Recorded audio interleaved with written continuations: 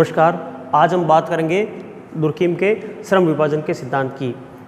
Durkheim ने 1893 में एक किताब लिखी थी, the division of labour in society. मूल रूप से जो है दुर्खिम ने ये किताब अपनी पीएचडी थीसिस के लिए लिखी थी और इनके ऊपर इनको डॉक्टरेट की उपाधि अवार्ड हुई थी। बेसिक रूप से जो मूल रूप से ये फ्रेंच भाषा में किताब लिखी हुई है, क्योंकि दुर्खिम फ्रांस के रहने वाले थे और बाद में जाकर के इसका अंग्रेजी में जो है अनुवाद हुआ। श्रम विभाजन की अगर हम बात करें तो साधारण शब्दों में अगर हम कहें कि श्रम विभाजन क्या है, तो श्रम विभाजन का मतलब होता है काम का बंटवारा। आमतौर पर इसको यूँ देखा जाता है कि ये इकोनॉमिक्स की अवधारणा, अर्थशास्त्र की अवधारणा है और जो है इस अवधारणा का सबसे पहले एडम स्मिथ, जो अर्थशास्त्र के जनक कहे जाते हैं, उन्होंने इसका प्रयोग किया था। मगर ये केवल अर्थशास्त्र की अवधारणा ही नहीं है, क्योंकि काम के बंटवारे से जो है बहुत सारी चीज़ें प्रभावित होती है। किस रूप में होती है उसका हम आगे जिक्र करेंगे। यहाँ फिलहाल श्रम विभाजन से शुरुआत करते हैं कि श्रम विभाजन किसे कहते हैं। किसी भी जो कोई संगठन होता है, स्थायी संगठन होता है, जैसे हमारा समाज है, कोई समुदाय है, तो उसके अंदर जो है लोग बाग जो मिलजुल करके काम करते हैं व्यक्ति, मगर उनके जो काम करने के सबके अलग अलग काम बटे हुए होते हैं, तो उनका समन्वयात्मक रूप से जो काम करने का तरीका है, मिलजुल करके काम करना, वो श्रम विभाजन कहलाता है। उदाहरण के रूप में हम छोटी सी बात करें, घर से शुरुआत करते हैं। मैं, जैसा कि आप लोगों को पता होगा, मैं हर चीज़ उदाहरण के द्वारा समझाने की कोशिश करता हूँ और उदाहरण भी ऐसे होने चाहिए जो आप लोगों से जुड़े हुए रहें। अगर हम बात करें हमारे घर परिवार की, तो आप लोगों ने देखा होगा कि हमारे घर के अंदर बहुत सारे काम होते हैं। खाना बनाना, झाड़ू, बर्तन, साफ़ सफाई, अगर खेती बाड़ी है तो वो भी चीज़ें हैं। इसके अलावा है बहुत सारे काम होते हैं जो है। अब इन कामों को जो है एक व्यक्ति मिलकर सारा अकेला नहीं कर सकता, तो हम लोग क्या करते हैं कि घर के अंदर एक काम का बंटवारा तय कर देते हैं कि भाई ये जो काम ये करेगा। जैसे मान लीजिए घर के अंदर 10 मेंबर है, अब हम आमतौर पर ये मानते हैं कि रसोई का काम महिलाएं करेगी। उसमें भी अगर हम ये देखें, अगर मान लो घर के अंदर 4 महिलाएं हैं, 5 महिलाएं हैं, तो हम ये करते हैं भाई सुबह खाना एक बनाएगी, शाम का खाना अलग बनाएगा।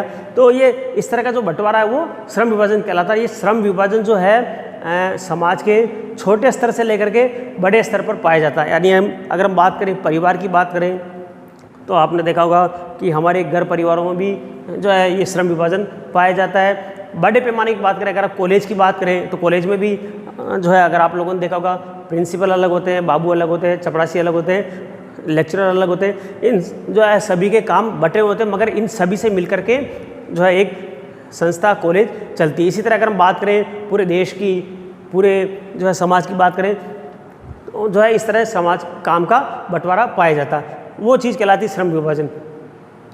अगर हम बात करें कि श्रम विभाजन का बाकी चीज़ों पर क्या प्रभाव पड़ता है, ये मूल रूप से जो है एडम स्मिथ ने इसको इकोनॉमिक्स या अर्थशास्त्र से जोड़ा है। मगर ये श्रम विभाजन जो होता है केवल आर्थिक गतिविधि से जुड़ा हुआ नहीं होता। ये श्रम विभाजन की जो प्रक्रिया है, ये कहीं न कहीं हमारे को जो है सामाजिक, धार्मिक और राजनीतिक जो है क्रियाकलापों में भी देखा जा सकता है, उनको भी प्रभावित करती है।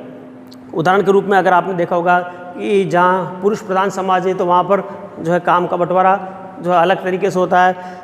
धार्मिक अगर हम बात करें तो धार्मिक दृष्टिकोण से उसमें भी हम देखा जा सकता है कि महिला पुरुषों के अंदर भी जो है काम के बंटवारे में कुछ अंतर पाए जा सकते हैं। तो ये जो है इस तरह श्रम विभाजन के परिणाम कई जगह देखे जा सकते हैं।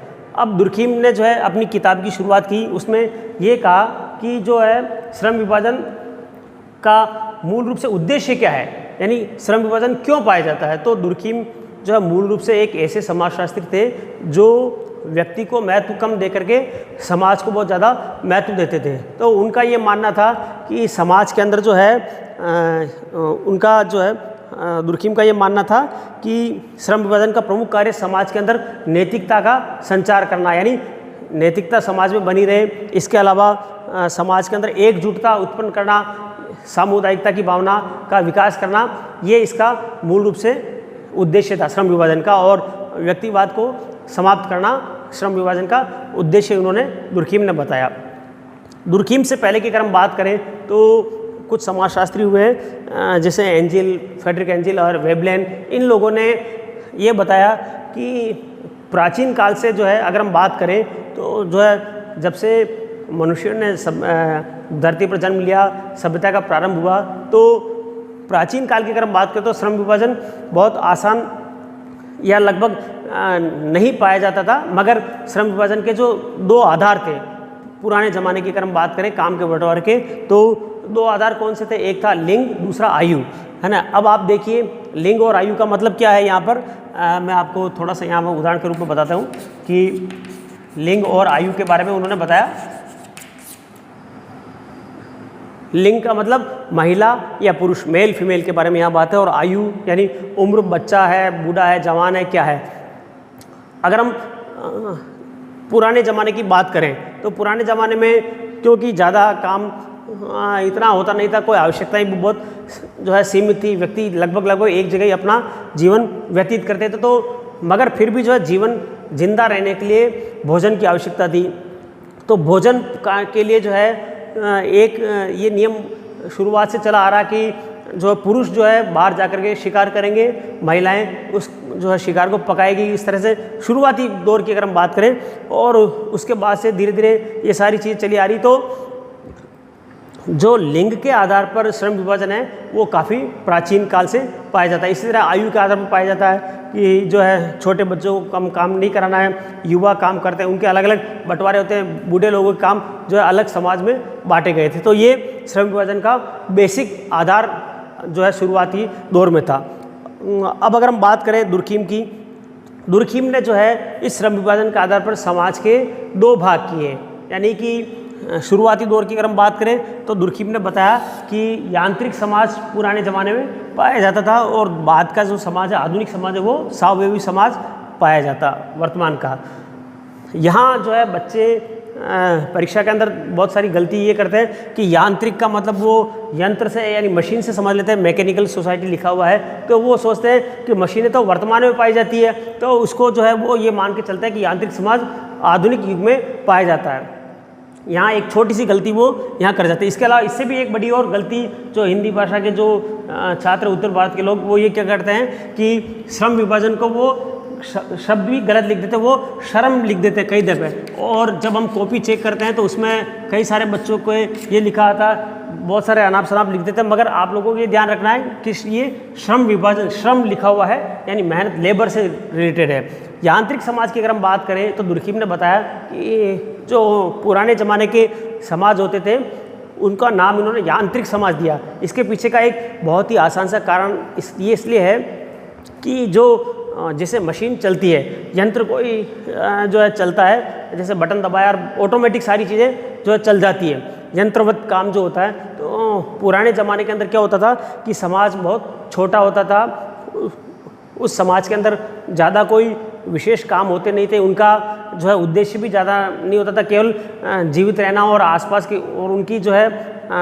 हम ये कह सकते हैं कि सीमित जो है उनका जीवन था, और उनके अंदर जो आवश्यकताएं बहुत सीमित होती थी। इसलिए जो है उनको क्योंकि अगर आवश्यकताएं सीमित है तो उनको काम करने की भी ज़्यादा आवश्यकता नहीं होती थी, तो इसलिए जो है उनके अंदर जो है यांत्रिक समाज का नाम दुर्खिम ने दिया।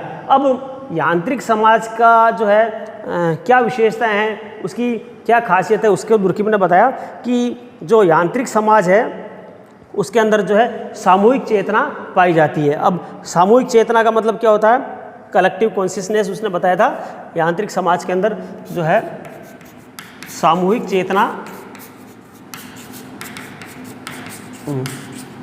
सामूहिक चेतना का जो है दुर्खिम ने ये मतलब बताया कि समाज के जो सामान्य विश्वास होते हैं, संवेग होते हैं, यानी उनकी जो समाज की जो मान्यताएं होती है, प्रतीक होते हैं, धर्म होते हैं, वो सामूहिक चेतना कहलाती है। और यांत्रिक समाज के अंदर व्यक्ति का बिल्कुल महत्व गौण होता है, समाज का या सामूहिक चेतना का जो है बहुत अत्यधिक महत्व होता है।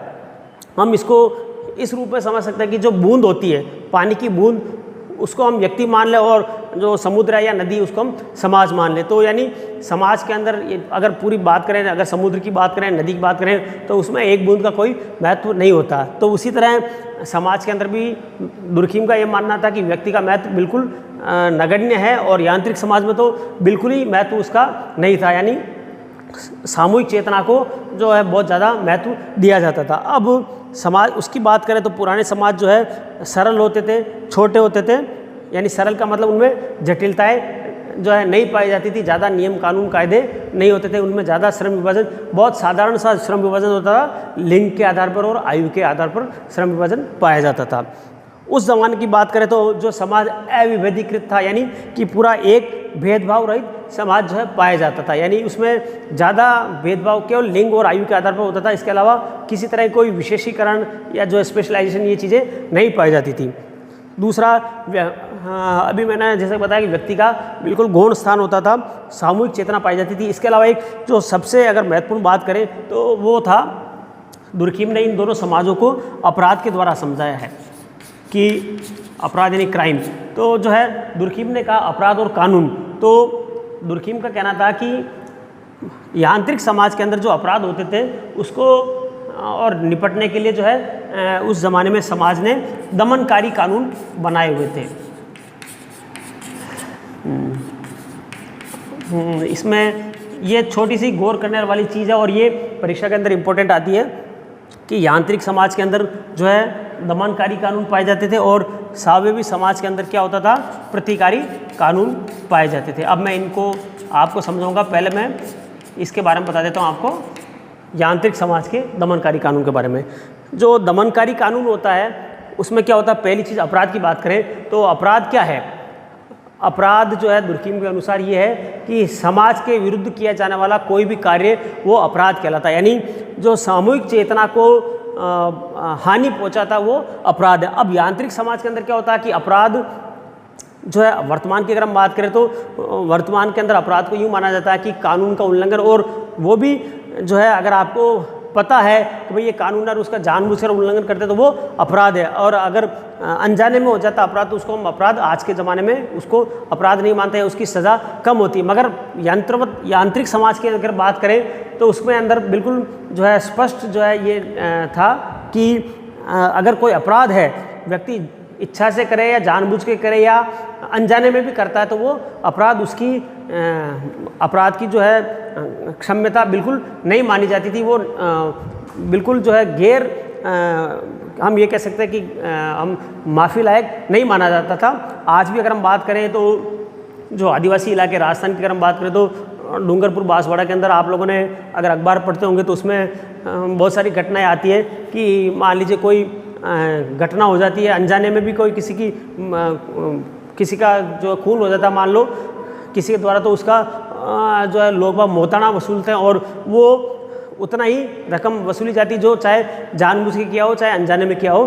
तो ये सारी घटनाएं आज भी होती है। तो दूसरी बात कि जो यांत्रिक समाज में ये माना जाता था कि जो अपराध है वो समाज के विरुद्ध माना जाता है, यानी व्यक्ति विशेष के विरुद्ध नहीं मान करके समाज खुद अपने ऊपर ये मानता था कि ये किसी ने किसी को मारा था, उसका मतलब वो जो अकेले व्यक्ति को नहीं मारा बल्कि उसने सामूहिक चेतना का उल्लंघन किया, उसको मारा है, तो इसलिए उसको सजा भी उसी रूप में दी जाती थी, वो अपराध अक्षम्य होता था।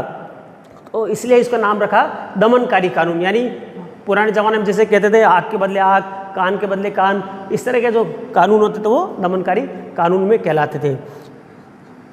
ये हो गया यांत्रिक समाज। अब हम बात करते हैं स्वावयवी समाज की। बात हुआ ये कि जैसे जैसे समाज का विकास हुआ, हमारी आवश्यकताएं बढ़ी, जनसंख्या का विकास हुआ, घनत्व बढ़ा, तो उसके बाद क्या हुआ कि नए नए काम धंधों का विकास हुआ, शिक्षा का विकास हुआ। तो क्या हुआ कि बहुत सारी नई नई चीज़ें बनी, नए काम बने, तो उनको काम करने के लिए आदमी की आवश्यकता हुई, तो काम का बंटवारा धीरे धीरे बढ़ता गया। और जो है उसके बाद जो नया समाज बना, यानी वर्तमान का जो समाज है वो स्वावयवी समाज, ऑर्गेनिक सोसाइटी कहलाती है। स्वावयव किसे कहते हैं? बिल्कुल सीधी सी बात है, अगर हम शरीर की बात करें, जैसे मैं यहाँ खड़ा हूँ, मेरे हाथ, नाक, कान, मुंह, पैर, सारी चीज़ें ये सब मिला करके एक स्वावयव का निर्माण करते हैं। अब आप देखिए कि जो स्वावयवी समाज है उसका सिस्टम कैसे काम करता है। भूख लगती है हमें, पेट में खाना खाते मुंह में, उसका जो है एनर्जी है पूरे शरीर में जो बंटवारा होता है उसका। तो इसी तरह जो ये सारी चीज़ें जो है समाज के अंदर भी सारे भाग आपस में जुड़े हुए रहते हैं किसी न किसी रूप में, और सभी को एक दूसरे की मदद करनी पड़ती है।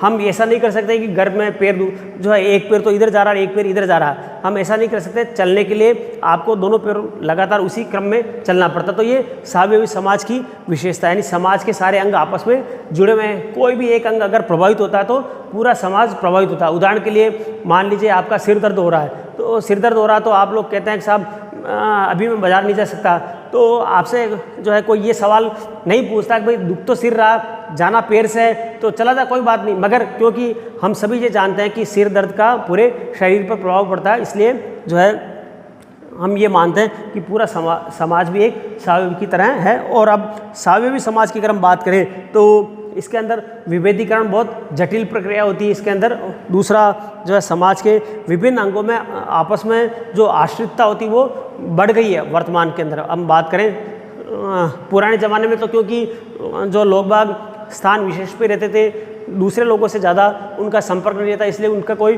प्रभाव नहीं पड़ता था। मगर वर्तमान की अगर हम बात करें, मैं आपको दो छोटे से उदाहरण दूंगा कि अगर आप अभी वर्तमान में जो कोरोना चल रहा है, जैसा कि आप लोगों को सभी को पता है कि इसकी जो उत्पत्ति हुई वो कहाँ हुई, चीन में हुई। चीन हमसे बहुत दूर है, हमारा यूँ देखा जाए तो सीधा हमारा कोई लेन देन नहीं है, मगर उस चीन के वायरस के कारण से पूरी दुनिया में जो है तहलका मच गया, यानी कि आपस में सारी चीज़ें जुड़ी हुई है। एक दूसरा उदाहरण अभी हाल ही में आपको पता होगा कि जो है समुद्री यात्रा मार्ग है, तो उसमें जो है स्वेज नहर मिस्र के अंदर वहाँ पाई है उसमें, तो वहाँ पर एक जहाज़ फंस गया था, तो 7 दिन तक वो स्वेज नहर बाधित रही, उसमें जो है आवागमन नहीं हो पाया। तो उस 7 दिन के कारण से जो पूरा व्यापार बहुत डिस्टर्ब हो गया और उसमें बहुत सारी चीज़ें जो उधर से इधर नहीं आ पाई, तो उस कारण से महंगाई बढ़ गई और बहुत सारी चीज़ों में बहुत तेज़ी से परिवर्तन आया। तो वर्तमान जो युग है सावयवी समाज, ये आपस में एक दूसरे के ऊपर बहुत जो है गहराई से निर्भर है। किसी एक जगह कोई कुछ भी घटना होती तो दूसरा समाज का दूसरा भाग उससे बहुत ज़्यादा प्रभावित होता है। और अगर हम बात करें इस सावयवी समाज के बारे में, तो सावयवी समाज में क्या होता है कि श्रम विभाजन में जो है बहुत तेज़ी से वृद्धि हुई है। पुराने ज़माने में केवल महिला पुरुष का आधार पता, अब यहाँ पर बहुत सारी चीज़ें हैं। आपको पर्टिकुलर किसी चीज़ में अगर आप स्पेशलाइजेशन है तो उसका अलग चीज़ें हैं। तो यानी कहने का मतलब है काम इतने जो है ज़्यादा काम हो गए, उनके हर काम को करने के लिए कोई न कोई व्यक्ति हमें जो है अलग से चाहिए, तो इस कारण से इसकी वृद्धि हुई। इसके अलावा विभिन्न व्यवसाय धंधों का विकास हुआ, तो जो है श्रम विभाजन की व्यापकता बढ़ी है। तो दुर्खिम ने एक ये कहा कि यांत्रिक समाज में सामूहिक चेतना पाई जाती थी और सावयवी समाज में क्या होता है कि सामूहिक प्रतिनिधान जो है इसका महत्व होता है। इनमें दोनों में बहुत मामूली सा अंतर है। सामूहिक प्रतिनिधान इसमें क्या है कि समाज की जो हम ये कह सकते हैं कि नेतृत्व करने वाली कुछ चीज़ें सिंबल होते हैं, वो सामूहिक प्रतिनिधान के अंतर्गत कहलाते हैं। जैसे जो और सामूहिक प्रतिनिधान के अंदर कॉन्टेक्ट है, लॉ है, यानी हमारे कानून है, नियम है, उनको महत्व दिया गया। दूसरा अपराध की अगर हम बात करें तो दुर्खिम ने बताया कि सावयवी समाज के अंदर जो अपराध होता है उसको व्यक्ति विशेष के विरुद्ध माना जाता है और न कि उसको समाज विशेष के विरुद्ध माना जाता है। और वहाँ प्रतिकारी कानून नहीं होकर दमनकारी कानून नहीं होकर के प्रतिकारी कानून पाए जाते हैं, यानी कि ये माना जाता है कि भाई अगर व्यक्ति ने किसी ने अपराध किया है तो उस अपराध की क्षतिपूर्ति उस व्यक्ति के द्वारा पीड़ित व्यक्ति को जो है करा दी जाती है। ये कहलाता है प्रतिकारी कानून। वर्तमान समाज की अगर हम बात करें तो वर्तमान की दुनिया में जो है सभी जगह सावयवी समाज पाया जाता है, उनमें प्रतिकारी कानून जो है पाया जाता है। तो दुर्खिम ने जो है मोटे तौर पर ये सिद्धांत अगर हम बात करें तो श्रम विभाजन का ये है। वापस संक्षेप में अगर हम बात करें तो 2 भाग बताए उसने समाजों के, यांत्रिक समाज, सावयवी समाज। वापस एक छोटी सी बात, इसको भूलना नहीं, पुराने ज़माने में यांत्रिक समाज होते थे और वर्तमान के समाज हैं वो सावयवी समाज पाए जाते हैं। तो मेरे ख्याल से ये वीडियो आपको आज का समझ में आ गया होगा। अगर किसी तरह कोई पूछना हो, कोई समस्या हो तो आप जो इसमें चैट बॉक्स में मेरे से पूछ सकते हैं। धन्यवाद।